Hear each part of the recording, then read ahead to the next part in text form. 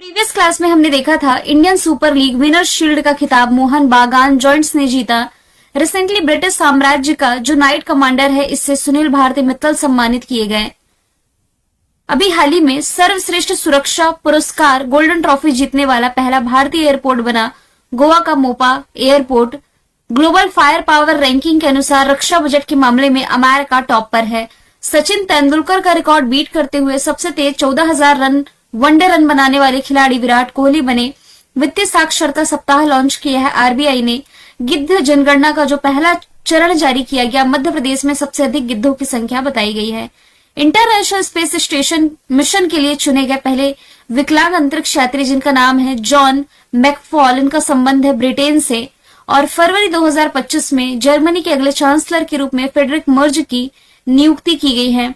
गवाहों की सुरक्षा सुनिश्चित करने के लिए गवाह सुरक्षा योजना लेकर के आई है हरियाणा गवर्नमेंट।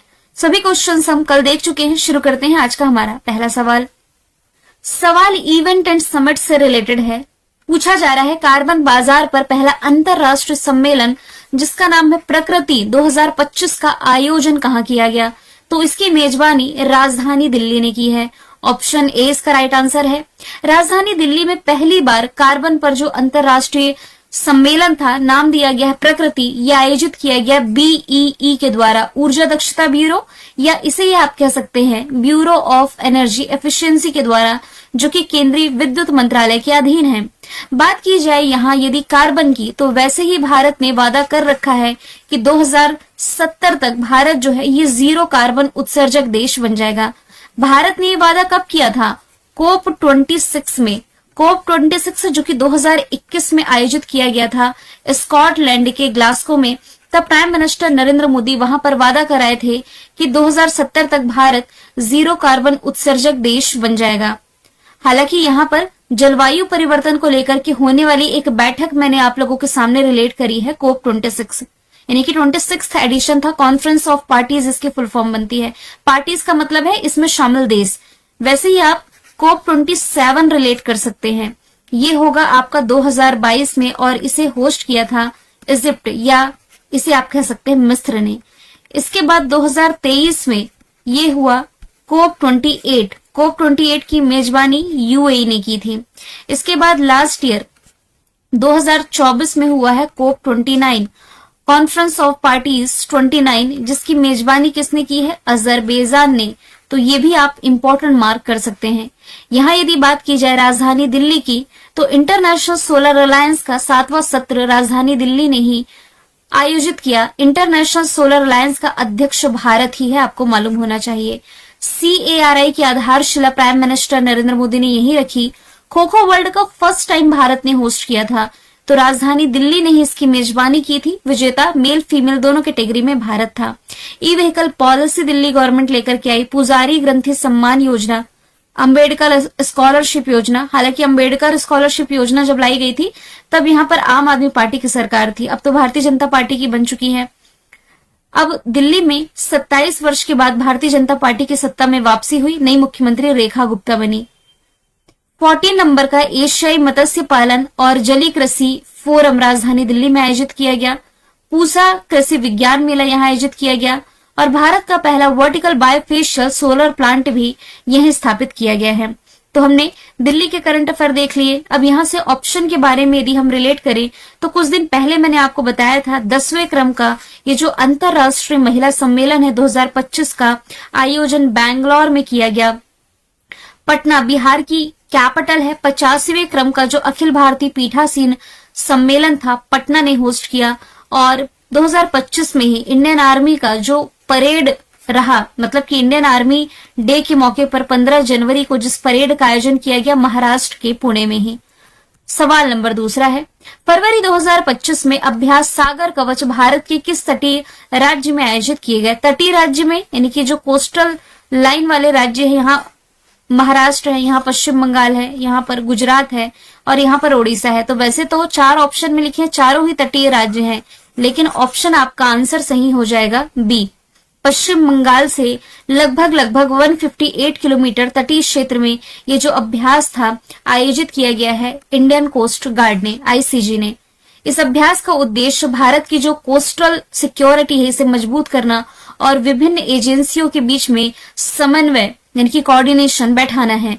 बात की जाए इंडियन कोस्ट गार्ड की, जो कि 1 फरवरी को अपना स्थापना दिवस मनाता है, पी शिवमणि एट प्रेजेंट इसके प्रमुख हो जाएंगे। अब ये अभ्यास पश्चिम बंगाल में आयोजित किया गया। राजधानी कोलकाता, मुख्यमंत्री ममता बनर्जी, राज्यपाल सीवी आनंद बोस है। नेशनल पार्क में बक्सा, गौरुमारा, जल्दापारा, सिंगलीला आप रिलेट कर सकते हैं। इसके अलावा करंट से रिलेट करेंगे तो सौरभ गांगुली इस राज्य के ब्रांड एम्बेसडर है। गंगा सागर मेला यहाँ आयोजित किया गया। राजीव कुमार यहाँ के नए पुलिस महानिदेशक बने। पॉक्सो फास्ट ट्रैक 5 यहाँ नए स्थापित किए जाने हैं। पूर्व मुख्यमंत्री बुद्धदेव भट्टाचार्य का निधन हुआ। एंटी रेप बिल यहाँ की विधानसभा में पास हुआ है। यहाँ के पर्यटन क्षेत्र को अंतर्राष्ट्रीय मान्यता मिली और बांग्यार बारी आवास पहल की शुरुआत इसी राज्य ने की है। एक्सरसाइज भी हम रिलेट कर रहे हैं तो बोंगो सागर भारत बांग्लादेश के बीच होने वाली एक्सरसाइज है। युद्धाभ्यास स्कोप इंडिया, वज्र प्रहार, टाइगर ट्रम्प, तर्कस ये सभी अमेरिका के साथ होती है। इंद्रा एविया इंद्रा रशिया के साथ, सूर्य किरण नेपाल के साथ, शक्ति वरुण गरुण और फ्रेंजेक्स ये है फ्रांस के साथ। शिन्यू मैत्री, धर्म गार्जियन, वीर गार्जियन और जिमैक्स ये जापान के साथ है। मैत्री है थाईलैंड के साथ। मध्य प्रदेश के किस शहर में ग्लोबल इन्वेस्टर्स समिट 2025 का आयोजन किया गया? इसका आयोजन अभी हाल ही में राजधानी भोपाल में किया गया। इंटरनेट पर इसके मीम्स काफी ज्यादा वायरल हो रहे हैं और वायरल होने का रीजन क्या है? इस इन्वेस्टर समिट में जो खाने का आयोजन किया जाता है ना, हालांकि हर समिट में खाने पीने की व्यवस्था होती है, तो खाने की प्लेट्स के लिए ऐसी भीड़ टूटी है ना, इंटरनेट पर बहुत ही ज्यादा मीम बन रहे हैं कि भाई बताइए इन्वेस्ट करने आए हैं, यहाँ खाने के लिए मारामारी हो रही है, क्या खा के यहाँ इन्वेस्टमेंट किया जाएगा। 24 फरवरी 2025 को मध्य प्रदेश की राजधानी भोपाल में प्राइम मिनिस्टर नरेंद्र मोदी जी के द्वारा ग्लोबल इन्वेस्टर्स समिट का उद्घाटन किया गया। इस अवसर पर मध्य प्रदेश की राजधानी में कलियासोत डैम के पास ये जो नवनिर्मित टेंट सिटी है, दुनिया भर के सैकड़ों मेहमानों की मेजबानी की गई। ठीक है, अब आप समझ सकते हैं, देखेंगे उस वीडियो को तो आप हंसेंगे भी। इस 2 दिवसीय शिखर सम्मेलन में फार्मा और चिकित्सा उपकरण, परिवहन और रसद, उद्योग, कुछ स्किल डेवलपमेंट, कुछ पर्यटन या एमएसएमई विभाग शिखर सम्मेलन पर विशेष सत्र का आयोजन किया गया। शिखर सम्मेलन के दौरान 3 प्रमुख औद्योगिक प्रदर्शनियां आयोजित की गई हैं। ऑटो शो का आयोजन, टेक्सटाइल और फैशन एक्सपो और इसके अलावा 1 जिला 1 उत्पाद गांव को यहाँ पर जोर दिया गया है। यहाँ यदि बात की जाए भोपाल की, इसे मध्य प्रदेश का सिटी ऑफ लेक कहा जाता है और यहीं पर है कमलापति रेलवे स्टेशन, जिसे पहले हबीबगंज रेलवे स्टेशन कहा जाता था। देश का पहला ये वर्ल्ड क्लास रेलवे स्टेशन है। ऑप्शन में देखिए सभी शहर मैंने मध्य प्रदेश के ऐड कर रखे हैं। ग्वालियर ये सिटी ऑफ म्यूजिक चुना गया था यूनेस्को के द्वारा। इंदौर जो है ये देश की क्लीनेस्ट सिटी है और देश का पहला बेगर फ्री सिटी, यानी कि भीख मांगना यहाँ मतलब कि भीख नहीं दिया जा सकता, ऐसा पहला बेगर फ्री शहर बना है। सांची ये है देश की पहली सोलर सिटी, सम्राट अशोक की नगरी, मतलब कि सम्राट अशोक ने ही सांची का निर्माण कराया था। इसे यूनेस्को हेरिटेज लिस्ट में भी शामिल किया जा चुका है। सवाल नंबर 4 है, हाल ही में हेरत फेस्टिवल कहाँ मनाया गया? रिसेंटली ये जम्मू कश्मीर में मनाया गया। हम आप सभी क्या मनाते हैं? महाशिवरात्रि, जो कि अभी हमने कल के दिन 26 फरवरी को सेलिब्रेट करी। तो हेरात को हर या शिव की रात्रि के नाम से भी जाना जाता है। कश्मीरी पंडितों का सबसे बड़ा पर्व है ये हेरत पर्व। इस पर्व की शुभकामनाएं प्राइम मिनिस्टर नरेंद्र मोदी जी के द्वारा दी गई। ये कश्मीरी त्योहार है जो फरवरी और मार्च के बीच फाल्गुन माह में, अभी हिंदी महीना है फाल्गुन माह, मतलब जिस समय होली सेलिब्रेट की जाती है, इसमें कृष्ण पक्ष की 13वीं तिथि को मनाया जाता है। शुक्ल पक्ष कृष्ण पक्ष महीने में पड़ते हैं ना, तो शुक्ल कृष्ण पक्ष की 13वीं तिथि को मनाया जाता है। देखिए अब ये तिथि आप नहीं समझ पा रहे होंगे तो 15-15 दिन का इसे बांट लीजिए।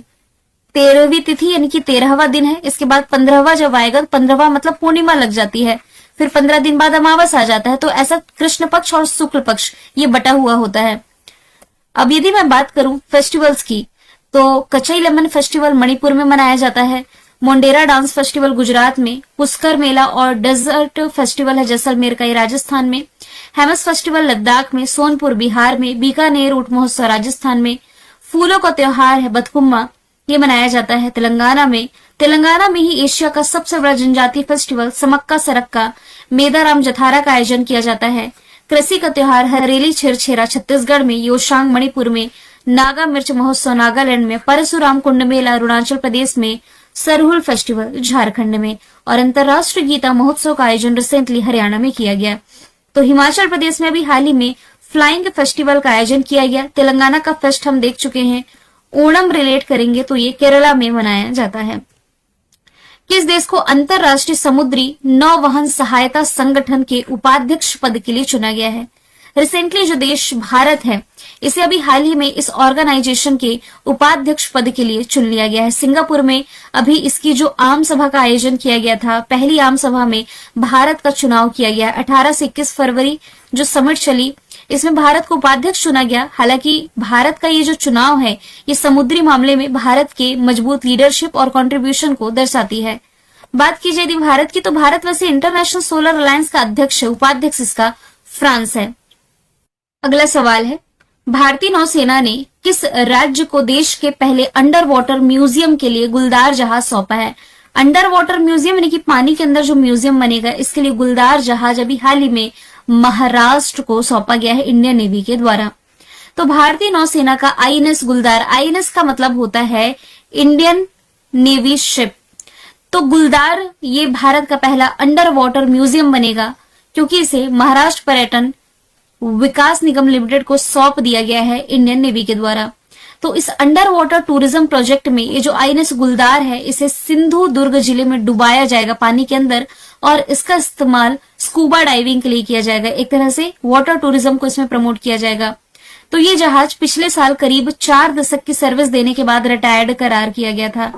तो डूबा हुआ ये जो जहाज है, ये स्कूबा गोताखोरों के लिए मतलब जो कोरल के नजारे देखना चाहते हैं और समुद्री पारिस्थितिकी तंत्र का एक अनूठा अंडर वाटर एक्सपीरियंस है जो कि प्रोवाइड कराएगा।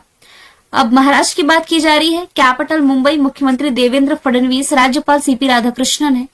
नेशनल पार्क में संजय नवेगांव पेच आप रिलेट कर सकते हैं।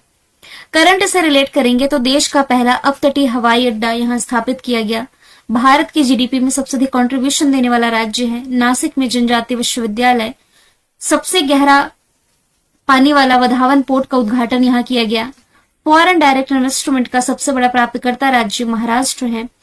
परेड पुणे में आयोजित की गई, बता चुकी हूँ। पहली एआई यूनिवर्सिटी महाराष्ट्र में बनेगी और सुजाता सोनिक महाराष्ट्र की पहली महिला मुख्य सचिव बनाई गई है। अगला सवाल है, किस कंपनी ने एआई मॉडल मैग्मा का अनावरण किया है? तो ये मैग्मा नाम का एआई मॉडल, जिसका अनावरण अभी हाल ही में अमेरिकी कंपनी माइक्रोसॉफ्ट के द्वारा किया गया है। माइक्रोसॉफ्ट के शोधकर्ताओं ने एक नए फाउंडेशन मॉडल की घोषणा करी है जो कि एजेंटिक कार्य कर सकता है। मैग्मा इसका नाम है। माइक्रोसॉफ्ट का फॉर्मेशन ईयर 1975 है। अमेरिका में मुख्यालय। इसके जो सीईओ हैं भारतीय मूल के सत्या नडेला हो जाएंगे। इसके अलावा गूगल ये भी अमेरिकी कंपनी, इसके द्वारा लॉन्च किया गया चैट बॉट का नाम बार्ड है। हालांकि बाद में इसने अपना नाम बदला था, जेमिनी किया था। मेटा जो है अमेरिका से भारत के बीच 50,000 किलोमीटर तक ये अंडर वाटर केबल बिछाने जा रहा है। दुनिया का सबसे शक्तिशाली जो रॉकेट है जिसका नाम स्टारशिप है, लॉन्च किया गया था स्पेसएक्स के द्वारा, जिसके मालिक हो जाएंगे एलन मस्क। क्वेश्चन 8वां है, ऑक्टेन सिडनी क्लासिक 2025 स्क्वैश प्रतियोगिता का एकल खिताब किसने जीता? तो ये रिसेंटली जीत लिया है भारत के सौरभ घोषाल ने। ऑप्शन बी इसका राइट आंसर है। स्क्वैश खिलाड़ी सौरभ घोषाल ने अपनी अंतरराष्ट्रीय संन्यास को खत्म करते हुए ऑक्टेन सिडनी क्लासिक 2025 ये जो स्क्वैश प्रतियोगिता थी, इसमें एकल खिताब अपने नाम किया। हालांकि इन्होंने लास्ट ईयर अप्रैल 2024 में ही स्क्वैश से संन्यास का ऐलान कर दिया था।